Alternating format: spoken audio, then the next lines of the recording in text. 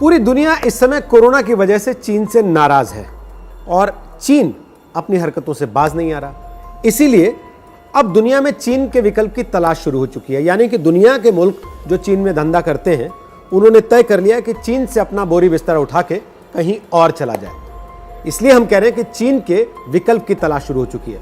हालांकि ये केवल कोरोना की वजह से हुआ हो ऐसा नहीं है, लेकिन कोरोना के इस दौर में चीन ने दुनिया भर के मुल्कों में अपना भरोसा खोया है, इस बात पर किसी को शक नहीं है।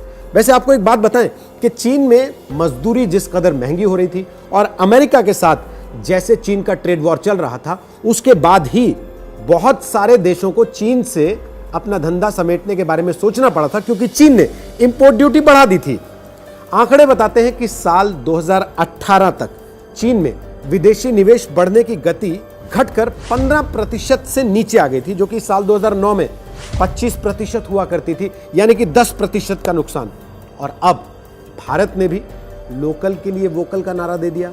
इसका भी सीधा सीधा असर दिखाई पड़ेगा दुनिया भर के कारोबार पर, क्योंकि पूरी दुनिया के देश भारत को भी एक बाजार के तौर पर एक्सप्लोर करना चाहते हैं, टटोलना चाहते हैं, जांच परख लेना चाहते हैं।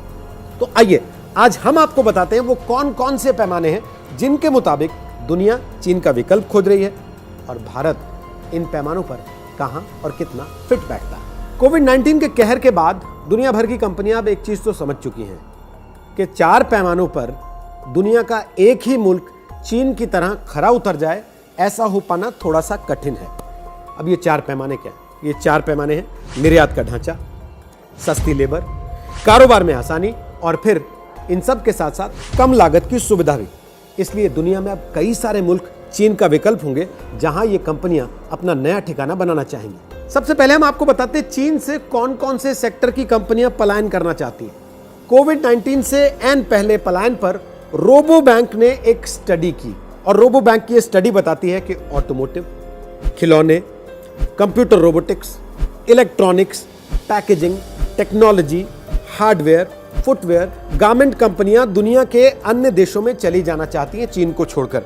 अमेरिकन चैम्बर के मुताबिक करीब 25% अमेरिकी कंपनियां दक्षिण पूर्व एशिया में रहना चाहती हैं, जबकि 8 से 10% अन्य देशों में जाएंगी। और हाल की खबर पर आपने ध्यान दिया होगा, एक जर्मन शू बनाने वाली कंपनी यानी कि जूता बनाने वाली कंपनी ने चीन से अपना कारोबार समेटकर भारत में आगरा में अपना प्लांट लगाने की तैयारी कर ली है। अब बात करते हैं उन मुल्कों की जहां ये कंपनियां चीन से निकलने के बाद जा सकती हैं, यानी कि अपना निवेश कर सकती हैं। इस लिस्ट में ऑब्वियसली भारत तो शामिल है ही, लेकिन भारत के अलावा कौन कौन से देश हो सकते हैं? तो इस लिस्ट में भारत के अलावा मलेशिया हो सकता है, ताइवान हो सकता है, थाईलैंड हो सकता है, वियतनाम हो सकता है, सिंगापुर हो सकता है, फिलीपींस हो सकता है, इंडोनेशिया, दक्षिण Korea, Japan, Sri Lanka, Mongolia, Cambodia, Laos, Pakistan, Myanmar और बांग्लादेश। यानी कि भारत के सामने मुकाबला कड़ा होगा। लेकिन जैसे हमने आपको पहले बताया, चीन से अगर कंपनियां निकलेंगी तो 4 पैमानों पर किसी देश में काम धंधा करने पर विचार करेंगी। पैमाना नंबर 1 होगा चीन के मुकाबले किस देश का निर्यात ढांचा अच्छा है।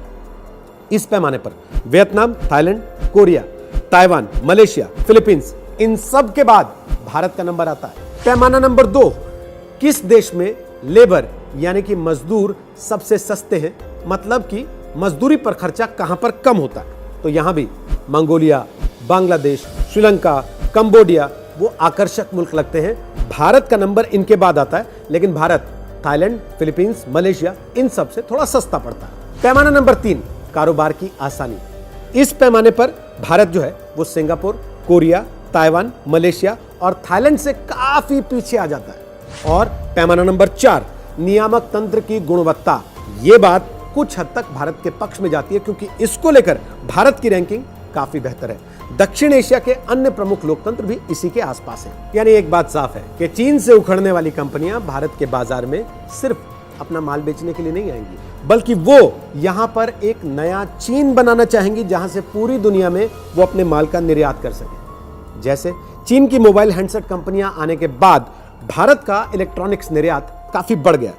ये कंपनियां यहां जब आएंगी तो तगड़ी सौदेबाजी करेंगी। चौतरफा उदारीकरण और पूरी तरह से मुक्त बाजार उनकी अहम शर्तें होंगी और जीतेगा वही जो खुल के खेलेगा।